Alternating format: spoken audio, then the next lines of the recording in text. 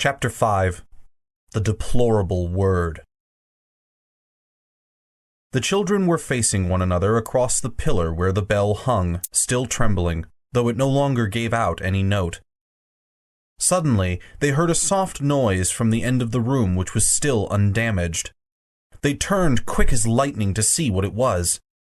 One of the robed figures, the furthest off one of all, the woman whom Digory thought so beautiful, was rising from its chair. When she stood up, they realized that she was even taller than they had thought. And you could see at once, not only from her crown and robes, but from the flash of her eyes and the curve of her lips, that she was a great queen. She looked round the room, and saw the damage, and saw the children. But you could not guess from her face what she thought of either, or whether she was surprised. She came forward with long, swift strides. "Who has awaked me? Who has broken the spell?" she asked. "I think it must have been me," said Digory. "You," said the queen, laying her hand on his shoulder. A white, beautiful hand, but Digory could feel that it was strong as steel pincers. "You? But you are only a child, a common child. Anyone can see at a glance that you have no drop of royal or noble blood in your veins. How did such as you dare to enter this house?" "We've come from another world, by magic," said Polly, who thought it was high time the queen took some notice of her as well as of Digory. "Is this true?" said the queen, still looking at Digory and not giving Polly even a glance. "Yes, it is," said he. The queen put her other hand under his chin and forced it up so that she could see his face better. Digory tried to stare back, but he soon had to let his eyes drop. There was something about hers that overpowered him. After she had studied him for well over a minute, she let go of his chin and said, "You are no magician. The mark of it is not on you.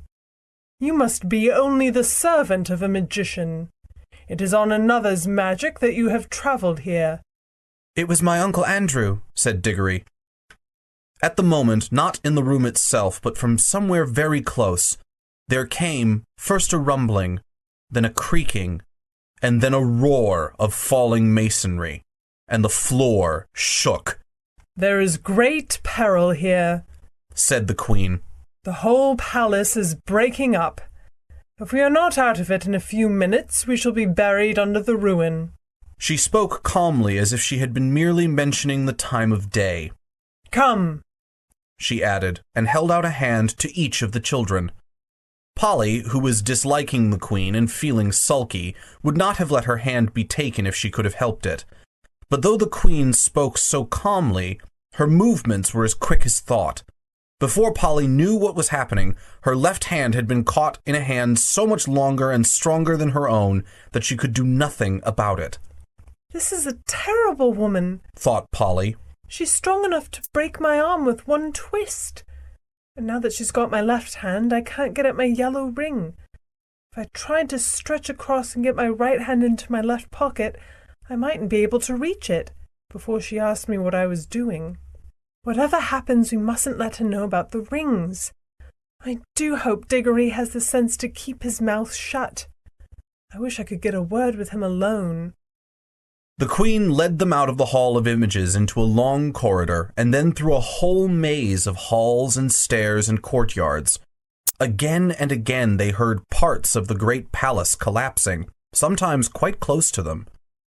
Once a huge arch came thundering down only a moment after they had passed through it. The queen was walking quickly.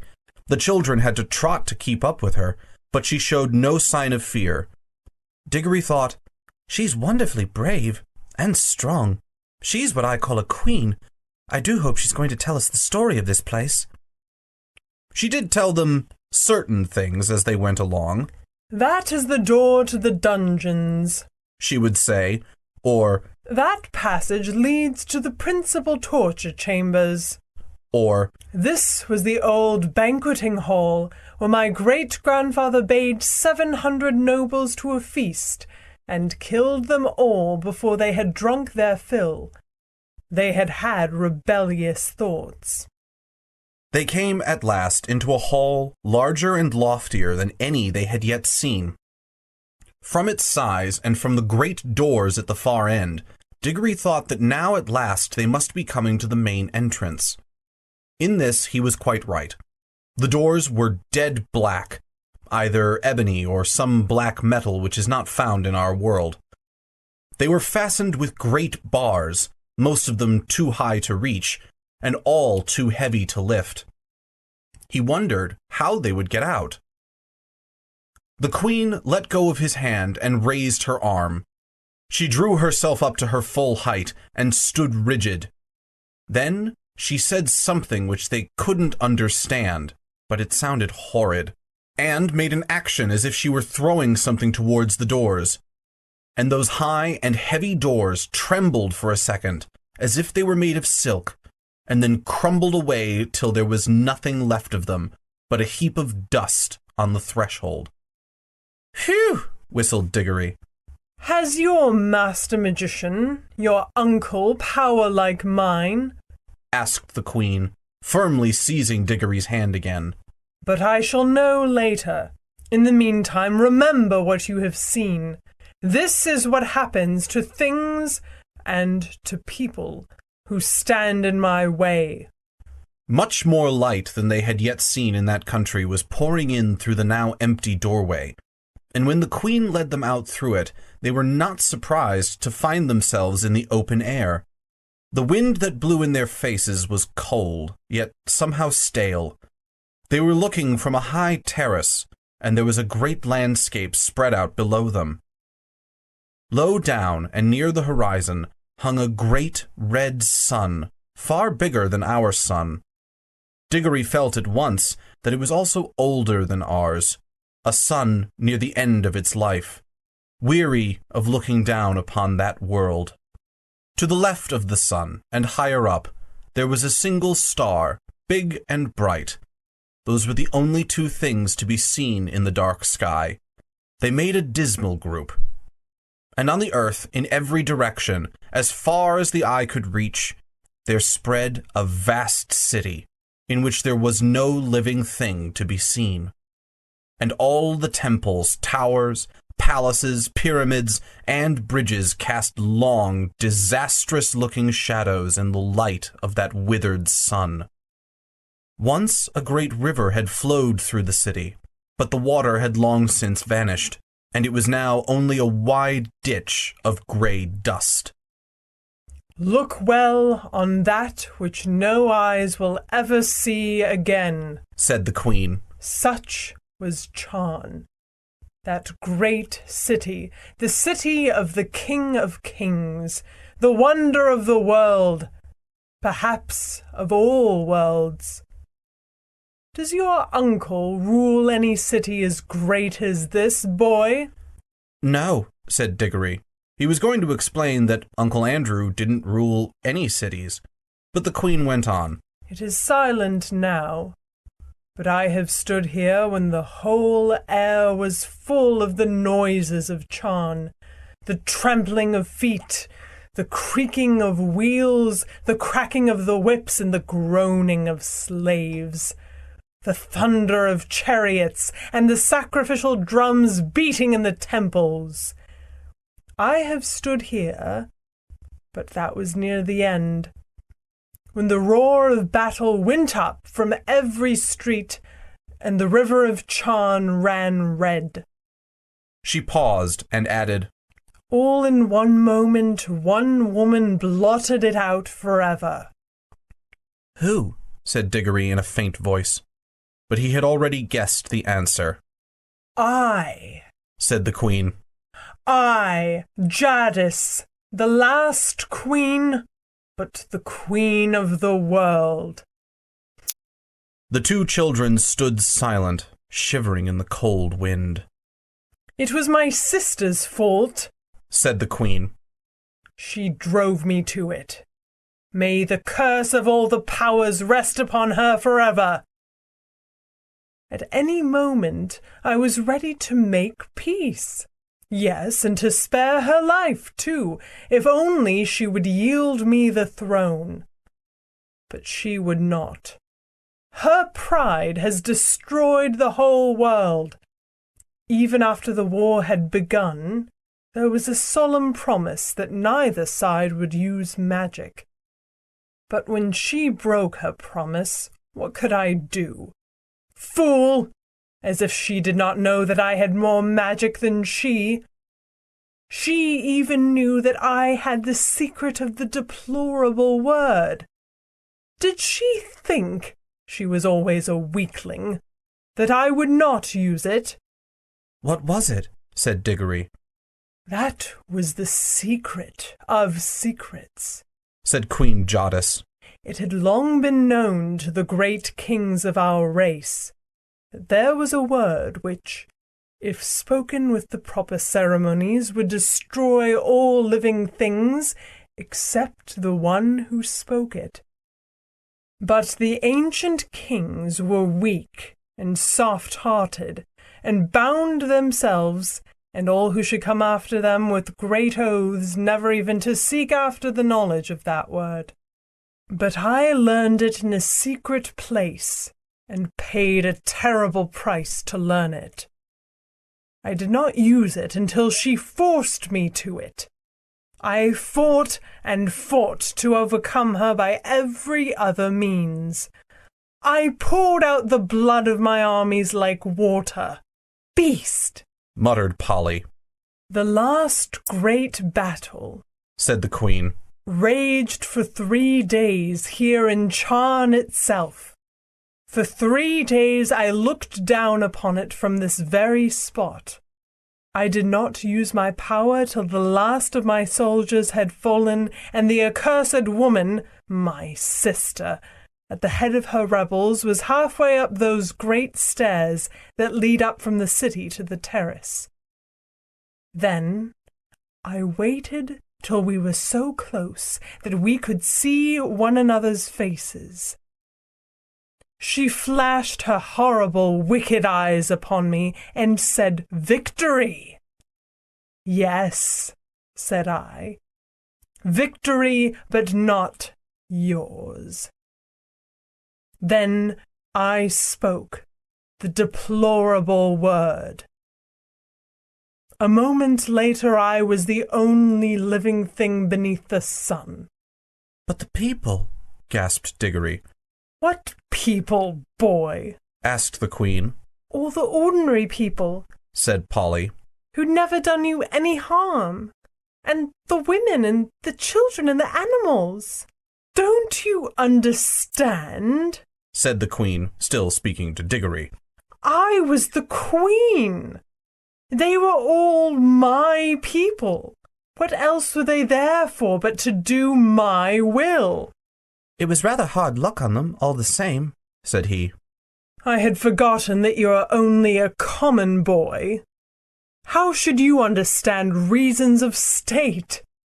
You must learn, child, that what would be wrong for you, or for any of the common people, is not wrong in a great queen such as I. The weight of the world is on our shoulders. We must be freed from all rules. Ours is a high and lonely destiny." Digory suddenly remembered that Uncle Andrew had used exactly the same words, but they sounded much grander when Queen Jadis said them, perhaps because Uncle Andrew was not 7 feet tall and dazzlingly beautiful. "And what did you do then?" said Digory. I had already cast strong spells on the hall where the images of my ancestors sit.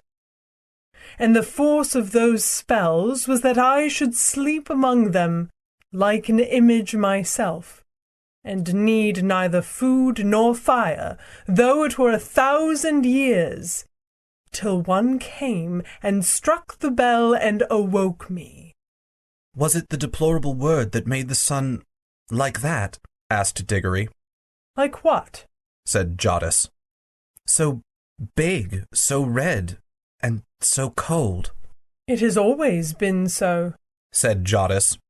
"at least for hundreds of thousands of years. Have you a different sort of sun in your world?